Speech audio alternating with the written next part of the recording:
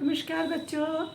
आज मैं आपकी दीक्षा दीदी फिर से एक नई कहानी लेकर आ गई है और कहानी का नाम है सत्यवादी हरिश्चंद्र। कहानी थोड़ी गंभीर है मगर बहुत ही अच्छी और सुनने को में रोचक है। इसमें न तो पशु पक्षी हैं, न जानवर हैं, न जंगल है, न नदी तालाब है, मगर ये एक बहुत अच्छी कहानी है जो हमारे जीवन को एक दिशा दे सकती है। हमें बताती है कि सत्य क्या है, सत्य बोलने का क्या लाभ है, क्या हानि है। तो ज़्यादा न बोलते हुए हम कहानी को शुरू करते हैं। सत्यवादी हरिश्चंद्र। तो बच्चों, बहुत पहले की बात है। हमारे भारत में एक राजा हुआ करते थे। तो चक्रवर्ती सम्राट थे और इनका नाम था हरिश्चंद्र। लोग इनको सत्यवादी हरिश्चंद्र कहते थे क्योंकि हमेशा क्या करते थे, सत्य बोलते थे। सत्यवादी मतलब सत्य माने सच, वादी माने बोलने वाले। ये हमेशा ही सच बोलते थे, इसलिए इनको सत्यवादी कहा जाता था। और उसके अलावा ये बहुत दानवीर थे, बहुत दान किया करते थे। जो इनसे मांग लो ये उसको कभी मना नहीं करते थे। तो क्या हुआ कि अब जब ये इनका नाम सब जगह बहुत प्रसिद्ध हो गया सब जगह, तो कहते हैं कि देवताओं में भी अब जब भी चर्चा होती थी तो सत्यवादी के नाम पर हरिश्चंद्र का ही नाम लेते थे। तो एक बार विश्वामित्र ये मुनि के लोग कहने के कि ऐसा कैसा होता है कि केवल हरिश्चंद्र ही सत्यवादी हो, ये मुनि विश्वामित्र ने कहा। तो उन्होंने कहा नहीं नहीं, वशिष्ठ मुनि कहने के नहीं है तो सत्यवादी हरिश्चंद्र ही। बहुत सच्चे, इनसे बड़ा सत्यवादी कोई नहीं है संसार में, नीचे मृत्यु पृथ्वी लोक में। तो विश्वामित्र जी बोले मुझे मौका दीजिए, परखते हैं, टेस्ट लेते हैं इनका, है ना, परीक्षा लेते हैं इनकी। लेकिन किसी ने कुछ नहीं कहा। मगर मुनि विश्वामित्र के मन में ये बात आ गई कि ये कैसे इतने बड़े सत्यवादी हैं, इनसे बड़ा कोई और भी हो सकता है। कभी ना कभी तो ये झूठ बोलते ही होंगे, अपने अपने रास्ते से भटकते ही होंगे। कुछ तो होता ही होगा, कुछ ना कुछ होगा, क्योंकि मानव स्वभाव है कहीं कहीं अपने रास्ते से विचलित होना। मानव स्वभाव है कि परिस्थितियों के अनुसार कभी कभी मन भटक जाता है, विचलित हो जाता है। तो ये मनुष्य राजा हरिश्चंद्र जो है ये सत्यवादी एकदम कैसे हो सकते हैं। उनके उन्होंने ठान लिया भैया, क्योंकि विश्वामित्र भी मुनि जो थे क्षत्रिय थे पहले, बाद में मुनि बने। तो उनके मन में क्षत्रियों की तरह दृढ़ निश्चय तो था, उन्होंने निश्चय कर लिया। अब राजा हरिश्चंद्र जो थे ये बहुत ही सच बोलने वाले और दानवीर थे। एक बार ये विश्वामित्र इनको कहीं शिकार, जब ये शिकार पर जाते इनको मुनि विश्वामित्र मिले। इन्होंने उनको प्रणाम किया और बहुत कुछ कहा। तो मुनि विश्वामित्र बोले, मुनि सत्यवादी हरिश्चंद्र जी महाराज, मैं आपसे कुछ कहना चाहता हूँ। उन्होंने कहा कहिए, जो मुझे आप बताइए कि मेरे लिए क्या आज्ञा है।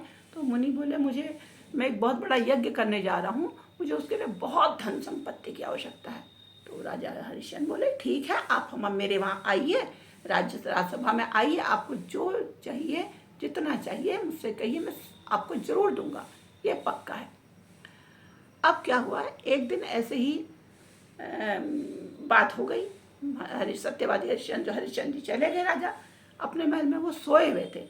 तो उन्होंने स्वप्न में क्या दिखा कि एक मुनि आ रहा है और एक ऋषि आ रहे हैं और कह रहे हैं कि मुझे कुछ दो। और अब हरिश्चंद्र ने उनको अपना सारा राजपाट सपने में, हाँ सपने में अपना सारा राजपाट उनको दान दे दिया। सवेरे उठे, क्योंकि सुबह का सपना था, तो उन्होंने मंत्रियों को बुलाया। उन्होंने कहा कि आज तो मैंने ऐसा सपना देखा। तो कुछ मंत्रियों ने कहा कि हाँ भाई, सुबह का सपना तो सच होता है, सवेरे का देखा हुआ सपना। और कुछ ने कहा कि स्वप्न तो स्वप्न है, स्वप्न का आप इतना गंभीरता से क्यों ले रहे हैं। लेकिन कुछ ने कहा कि नहीं, सोचने की बात तो है। और सच में अचानक ही उस दिन मुनि विश्वामित्र उनके दरबार में उपस्थित हो गए।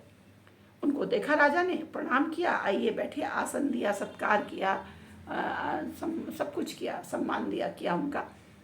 और पूछा कि महाराज आपको मुनिवर आपको क्या चाहिए। आप उस दिन कह रहे थे कि आपको यज्ञ के लिए बहुत कुछ चाहिए, तो आप मुझसे कहिए, जो भी मेरे क्षमता में होगा, मेरी सामर्थ्य में होगा, मैं आपको जरूर दूंगा।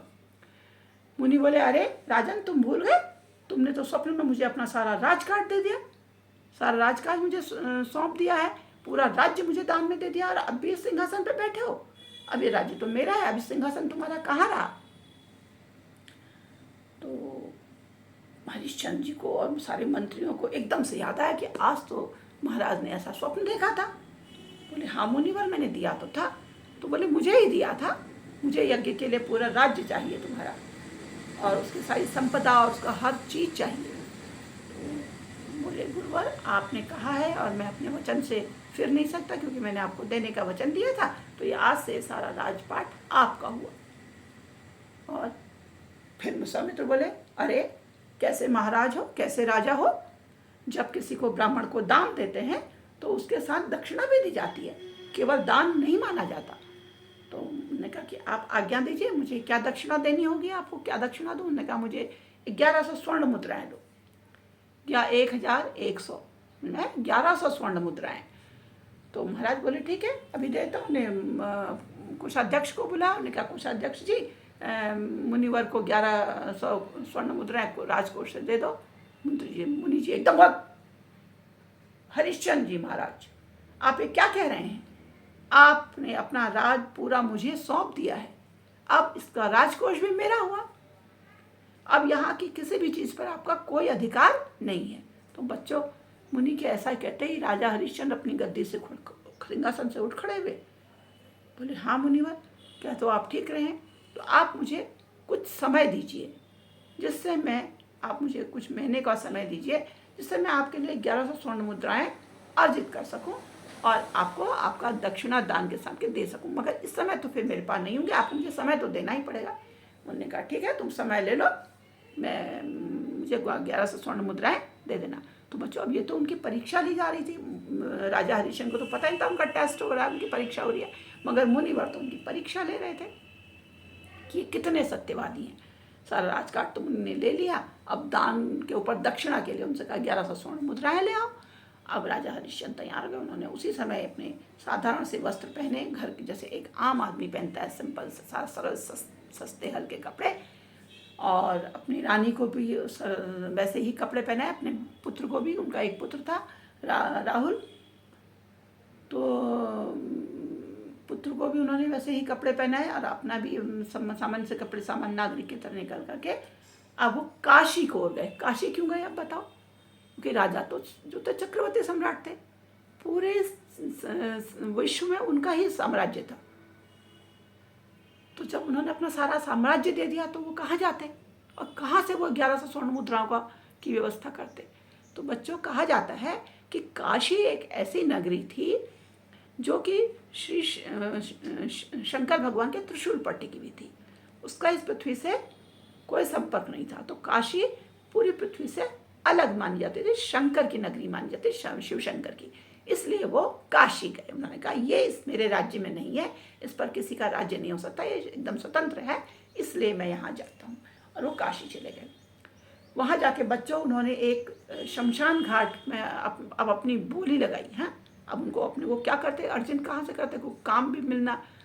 तो उन्होंने क्या किया, वो खड़े हो गए बोली लगाने अपने को बेचने के लिए कि मुझे काम चाहिए, मुझे कोई खरीद के तुरंत पैसा दे दो तो मैं मुनि का कर्ज मुक्त हूँ, उनके दक्षिणा दूँ।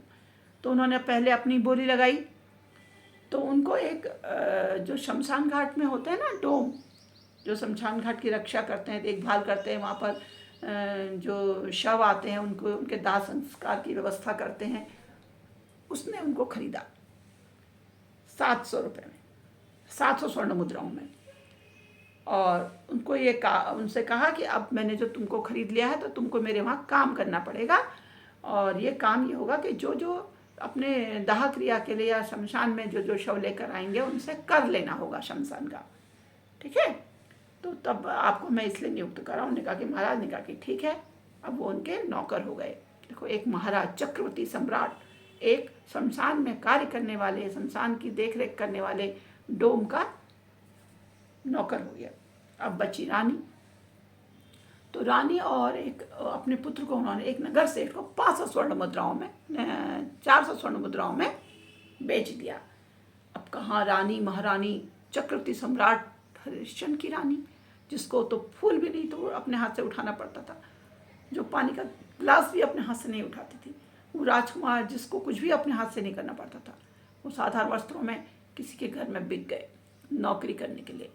तो रानी वहाँ पर झाड़ू पोछा बर्तन पानी भरने का काम करने लगी, और जो पुत्र था उसका वो बगीचे से फूल तो पूजा के लिए फूल चुनने और का काम करने लगा।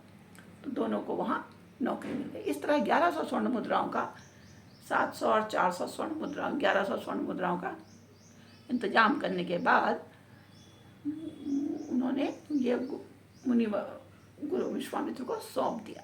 ठीक हो गया। अब उनका दान भी हो गया और दक्षिणा भी हो गई, और ये सीधे अपना तो ये उस शमशान भूमि में चले गए जहाँ इन्होंने गेट प्रवेश द्वार पर जो हाँ शमशान में दाह संस्कार के लिए शव लेकर आते उनसे कर वसूलते थे, और सच के साथ, सच्चाई के साथ, ईमानदारी के साथ। और पत्नी उस नगर सेठ के घर में काम करने लगी, पानी भरने का, साफ सफाई का, और उनका बेटा वहाँ फूल ला करके चुनने का काम करने का बगीचे से। इस तरह देखो, एक राजा का सब परिवार जिसके पास अथाह संपदा थी, बिल्कुल सामान्य से भी गरीबी स्थिति में रहने लगे और काम करने लगे। अब बच्चों, ये तो परीक्षा थी उनकी, लेकिन वो अपने सत्य से नहीं डगे। उन्होंने कभी काम नहीं किया, लेकिन वो बिल्कुल भी नहीं घबराए। उन्होंने ईमानदारी के साथ अपना काम किया। जो रानी फूलों से भी नाजुक थी, उसने भी इतने बड़े बड़े बर्तनों को लाकर भरना शुरू किया। उनकी गाल फटकार सुनी, डांट सुनी, और जिससे कोई कुछ कह ही नहीं सकता था। लेकिन क्योंकि वह राजा हरिश्चंद्र की पत्नी थी, तो वो भी वैसी ही थी जैसे राजा हरिश्चंद्र थे। ऐसे ही बच्चों इस तरह समय बीतने लगा। तो एक दिन अचानक क्या हुआ कि जब उनका पुत्र जो था, बेटा, फूलों बगीचे से फूल तोड़ रहा था, तो एक सांप ने आकर उसके हाथ में काट लिया। और सांप भी पता मुनि विश्वामित्र के ही एक चाल थी, उन्होंने ही वो भेजा था उसको काटने के लिए, कि परीक्षा देख रहे थे कि ये इतनी ईमानदारी से काम कर रहा और नहीं डगमगा रहा। न राजा डगमगा रहा है, न राजा भटक रहा रास्ते से, न राजा असत्य कर रहा है, न रानी असत्य कर रही है। तो उन्होंने कहा कि थोड़ा और कठिन परीक्षा लो। तो उन्होंने उसके बेटे को सांप से डसवा दिया, और बच्चा वहाँ पर मर गया। बेटा मरा तो बगीचे में जो लोग थे उन्होंने आवाज़ लगाई कि उसको, उनकी पत्नी को, और दौड़ के गए कि बोला, दासी तुम्हारी तो बेटे को सर्प ने डस लिया है, सांप ने काट लिया है और वो मर गया है। वो दौड़ी दौड़ी आई, रोने लगी, विलाप करने लगी, हाय मेरे पुत्र को क्या हो गया। एक तो इतनी विपदा वैसे ही आई थी, इतने बड़े महलों की रानी, और इतनी विपदा आ गई। पति कहीं अलग नौकरी कर रहे हैं, एक डोम के वहाँ शमशान घाट में खड़े होकर, एक दो साधारण वस्त्रों में, वह यहाँ नौकरानी बनकर काम कर रही है। पुत्र भी फूल चयन का काम कर रहा था और उसको भी सर्प ने डस लिया। हाय क्या करूं। लेकिन मौत तो आ ही गई, अब क्या करें। जब किसी की मृत्यु होती है तो उसका अंतिम संस्कार भी करना बहुत ज़रूरी होता है। तो बेचारी रोते धोते अपने बच्चे को अपने हाथों में पकड़कर शमशान भूमि में ले गई। राजा पहचान गए कि ये मेरी पत्नी है और ये मेरा पुत्र उसके हाथ में है, ये मृत हो चुका है, मर चुका है। लेकिन वो नहीं घबराए, बोले देखो ये इस शमशान का नियम है, मेरे मालिक का ये आदेश है मुझे कि मैं बिना कर लिए कोई दाह संस्कार के अंतिम संस्कार की प्रक्रिया न होने दूँ। तो तुम्हें तो कुछ ना कुछ इसको कर देना ही पड़ेगा। बोली, अब वो बेचारी बड़ी हताश, रोने लगी रानी। बोली, महाराज ये आप ही का पुत्र है, आप ऐसा क्यों सोच रहे हैं। अपने ही पुत्र के दाह संस्कार के लिए आप मुझसे कर मांग रहे हैं। आप तो मेरी परिस्थिति से अच्छी तरह वाकिफ़ हैं। आप जानते हैं कि मेरे पास कुछ भी नहीं है, मैं क्या दूँ आपको।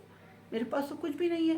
अगर मेरे पास कुछ होता तो मैं आपको बिना कहे दे देती। इस धोती के अलावा, इस वस्त्र के अलावा मेरे पास कुछ भी नहीं बचा है। तो बोला, मैं कुछ नहीं जानता। हरिश्चंद्र राजा बोले, मैं कुछ नहीं कर सकता हूँ, मेरी मजबूरी है, ये मेरा उसकी आज्ञा है मेरे मालिक की कि बिना कर लिए मैं आपको इस शमशान घाट के अंदर प्रवेश नहीं करने दे सकता हूँ। अब बच्चों, रानी की तो समझ में नहीं क्या करूँ।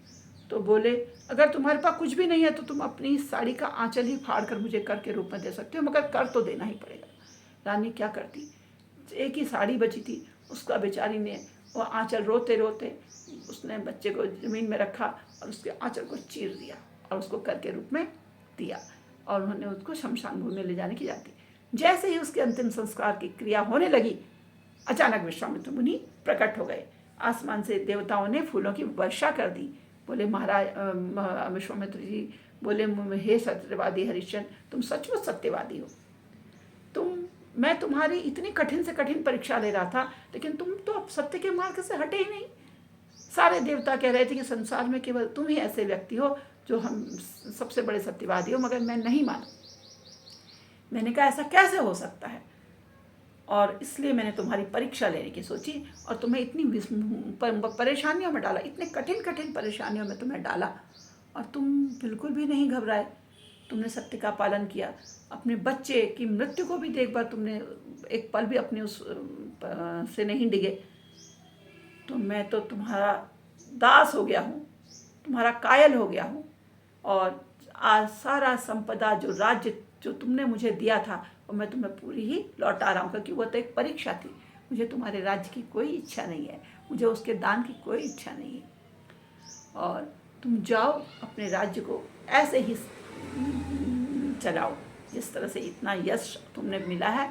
अब तुम्हारा यश चारों ओर फैलेगा, तुम्हारी कीर्ति हर जगह फैलेगी, स्वर्ग में भी तुम्हारी कीर्ति होगी। अभी है ही, लेकिन वो दिन दुनी और रात चौगुनी फैलेगी। तुम्हारे वंश का, तुम्हारे कुल का प्रकाश सब जगह फैलेगा। ऐसा कहकर मुनि ने उनको उनका राज्य काज सौंप दिया, और सत्यवादी हरिश्चंद्र जी भी अपनी पत्नी और बच्चे के साथ अपने राज्य में आ गए और राज्य काज संभालने गए। तो बच्चों, ये थी राजा सत्यवादी हरिश्चंद्र की कहानी। जानते हैं, राजा सत्यवादी हरिश्चंद्र की कहानी से बहुत बड़े बड़े लोगों ने प्रेरणा ली। जो भी हमारे देश में बड़े बड़े सत्यवादी हुए हैं, जिन्होंने सत्य पर पालन किया है, वो इनसे प्रेरित हुए। इन्हीं में से एक महात्मा गांधी भी थे। महात्मा गांधी भी ने एक बार इनकी कहानी देखी, इनका नाटक देखा, और उसके बाद से वो इतने प्रभावित हुए तो उन्होंने इसके पास हमेशा सत्य बोलने का प्रण किया। उससे पहले वो भी झूठ बोलते थे तुम्हारी तरह। तो चलो, अब मैं पूछती ये है, फिर से अपने उसी बात पर आ जाती हूँ कि ये जो कहानी मैं सुना रही हूँ बच्चों, ये कहानी आप लोग सोचना, समझना, इस पर चिंतन करना, अपने दोस्तों से इसके बारे में बातचीत करना कि राजा ने ऐसा क्यों किया, राजा और क्या कर सकते थे, क्या ज़रूरी था कि उनको अपने को बेचना या सपने की बात पर अमल करना। अगर वो ऐसा नहीं करते तो क्या होता। तो आप इस पर आपस में बातचीत करना, अपने दोस्तों से, अपने मोहल्ले के साथियों से, अपने स्कूल के साथियों से, अपने स्कूल के विद्यार्थियों से, सहपाठियों से, मैडम से, मम्मी पापा से, जो आपको मिले उनके आप इनकी चर्चा करना, और इसके विषय में कहीं कोई पुस्तक मिलती है तो उसे और अच्छे से विस्तार से पढ़ना, तो शायद आपको ये कहानी और ज़्यादा अच्छी लगे, है ना। और चित्रों के साथ अगर कहीं मिलती है तो और भी मज़े आ जाएंगे। तो बच्चों, अब मैं आपसे विदा लेती हूँ, लेकिन उससे पहले आप मुझे कमेंट करना मत भूलना, और अपने दोस्तों को शेयर करना मत भूलना मेरे इस चैनल को, इस कहानी को, ताकि सबको ये कहानियाँ सुनने को मिले और वो आनंद उठाएं। नमस्कार।